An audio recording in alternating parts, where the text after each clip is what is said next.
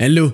Danny, beau et athlétique, a presque 40 ans, mais il n'a jamais eu de petit ami. L'homme a vécu toute sa vie dans une petite ville danoise avec sa mère, mais il ne perd pas l'espoir de trouver l'amour. Même si sa mère refuse catégoriquement de devenir la femme numéro 2 dans la vie de son fils, Danny monte dans un avion sous de faux prétextes, et il part à l'autre bout du monde, au paradis des belles femmes. Un bodybuilder géant regarde tristement son reflet dans une salle de bain de restaurant. Il a un rendez-vous avec une femme, mais la soirée ne se passe pas très bien. Danny Peterson est un athlète professionnel, mais son travail ne rapporte pas assez d'argent, donc il doit travailler à temps partiel comme agent de sécurité. La fille n'est pas impressionnée, et Danny est trop indécis et parle à peine. Pour briser la glace, sa compagne le provoque. Sidder du og kigger på mine bryster? Nej. Du sidder og glor på mine bryster? Nej, overhovedet ikke. Danny est gêné, et il marmonne qu'il aime bien son collier. Le rencard se termine par rien de spécial, et l'homme rentre chez lui, vivant toujours avec sa mère.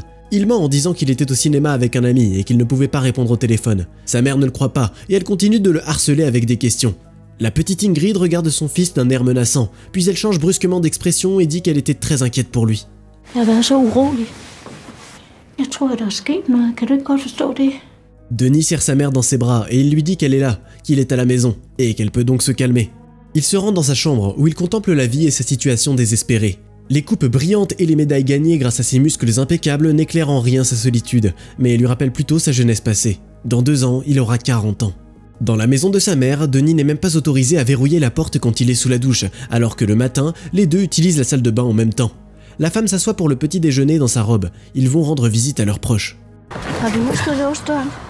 Ja. Er du sikker? Danny, comme d'habitude, répond docilement aux caprices de sa mère anxieuse. Il monte dans une voiture et il se dirige vers la maison de l'oncle Bent. Il a récemment épousé une fille en Thaïlande, qui ne convient clairement pas à son âge et à son apparence. Danny célèbre avec tout le monde, mais au fond de lui, il est contrarié et jaloux de son oncle. Sa mère est sceptique quant au mariage, et elle désapprouve le choix de son frère. Le lendemain, à la salle de sport, Danny voit la fille blonde avec qui il était en rendez-vous, mais la femme passe sans même lui dire bonjour. Le soir, il vient chez son oncle qui l'aide à sortir les mauvaises herbes de son jardin, et en retour, son neveu demande à Bent de l'aider à trouver le bonheur en Thaïlande. Danny étudie attentivement les brochures et les sites web avec les hôtels. Après avoir pris sa décision, il retrouve la blonde à la salle de sport et il lui déclare hardiment qu'elle n'est pas son genre et qu'il n'ira pas à un autre rendez-vous avec elle. Au dîner, Danny ment à sa mère, disant qu'il part en Allemagne pendant 1 semaine pour un concours de bodybuilding. Comme d'habitude, Ingrid manipule ses émotions et affirme que le garçon l'a prévenu trop tard, et il a encore des tâches à faire à la maison. Avec un regard menaçant, elle laisse tomber la nourriture et s'enfuit dans sa chambre. La femme s'y enferme et ne parle plus à son fils pendant plusieurs jours, jusqu'au jour de son départ. Danny dit au revoir à sa mère alors qu'elle se cache sous la couverture comme un enfant. L'homme monte à bord d'un avion et atterrit à Pattaya, plein d'espoir. Lors de l'enregistrement à l'hôtel, la fille de la réception propose de payer un supplément pour envoyer immédiatement une fille dans sa chambre. Mais Danny, naïf, ne se rend pas compte de ce qu'elle a en tête et répond qu'il est venu seul.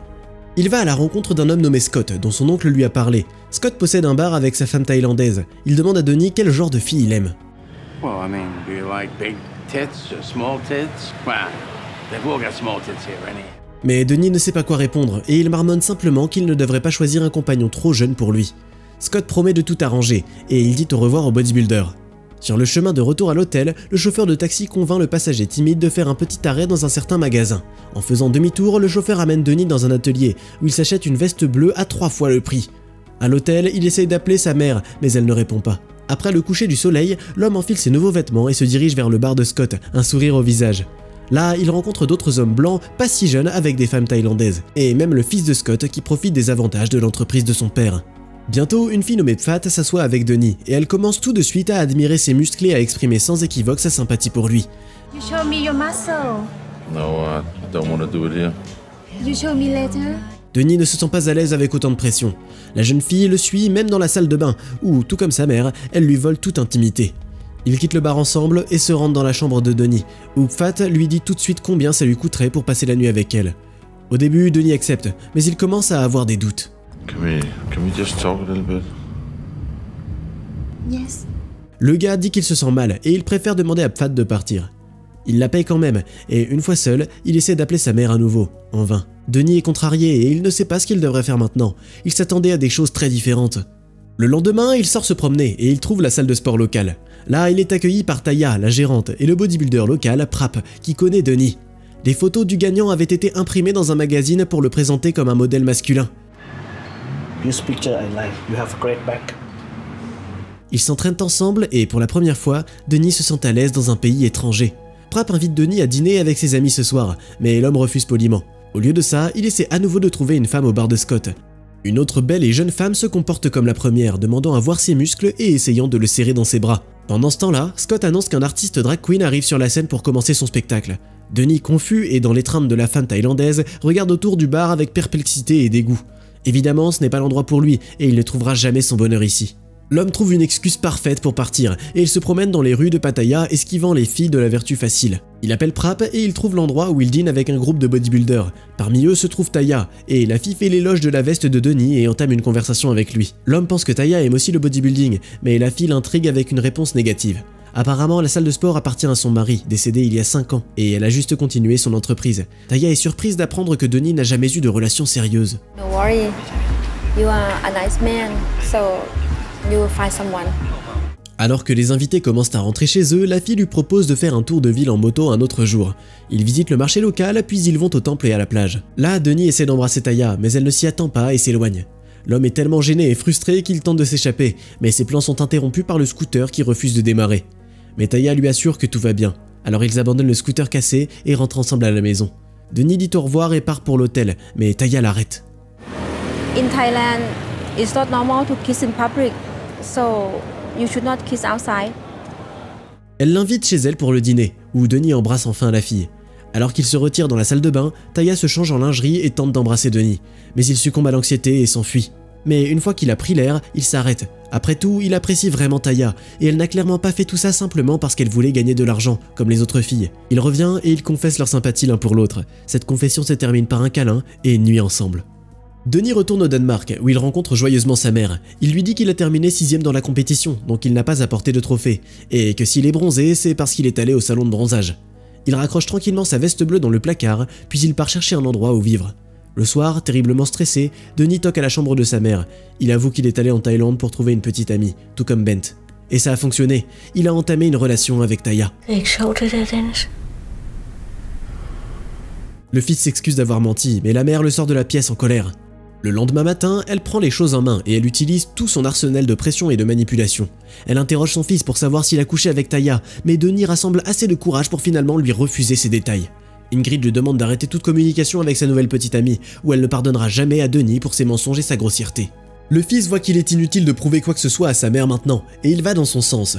Comme prévu, c'était juste pour l'amadouer. Bientôt, il rencontre sa bien-aimée à l'aéroport avec des fleurs. Denis emmène Taya dans son appartement loué, et il lui donne un pendentif. Avant ça, il réussit à lui dire qu'il vivait avec sa mère dans une maison, donc elle est surprise qu'il l'ait invité dans un appartement. Denis ment à nouveau, disant que sa mère est très malade et qu'il doit prendre soin d'elle, alors il ne peut pas faire les présentations pour l'instant. Le lendemain, le couple se rend au centre commercial, où Denis voit sa mère qui marche vers eux. Il essaie de se cacher et pousse Taya dans le rayon lingerie. Mais un géant comme lui ne peut pas se cacher facilement, et sa mère le remarque. Ingrid est heureuse de voir son fils, et elle lui demande pourquoi il n'est pas à l'entraînement. Taya s'approche d'eux, et l'homme ment en danois qu'elle est la sœur de la femme de son oncle, qui est venue de Thaïlande pour leur rendre visite et rester avec eux. Mais rien de tout ça n'explique pourquoi Denis choisit de la lingerie féminine avec elle, jusqu'à ce que Taya interroge Ingrid en anglais sur sa santé. La femme est perplexe, et elle ne comprend pas ce qui se passe. Mais quand la mère commence à capter, Denis prend Taya et s'enfuit avec elle.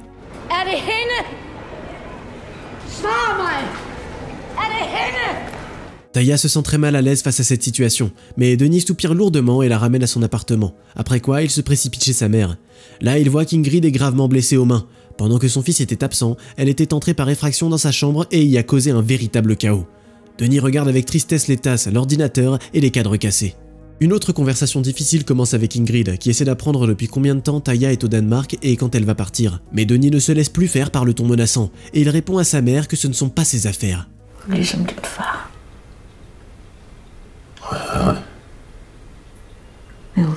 Le père de Denis avait quitté Ingrid avant sa naissance, donc Denis n'a jamais vu son père. Ou peut-être qu'une telle légende n'est qu'une autre manipulation de sa mère pour évoquer de la pitié pour elle-même. En tout cas, Denis l'informe qu'il déménage pour vivre avec Taya au Danemark. Ingrid essaie à nouveau d'embrasser son fils. La seule chose qui reste dans son arsenal, c'est les larmes, que la femme n'hésite pas à utiliser. Denis aide tranquillement Ingrid à panser la plaie, puis il commence à emballer ses affaires. Avant de partir, il serre sa mère dans ses bras et s'en va, malgré le dernier appel à ne pas la laisser seule. Denis monte dans la voiture où Taya l'attend déjà. Ils partent ensemble pour construire leur avenir. Comme toujours, tu peux retrouver le nom du film dans la description. En attendant, tu peux nous dire dans les commentaires si tu penses que Denis a une chance de construire une relation saine.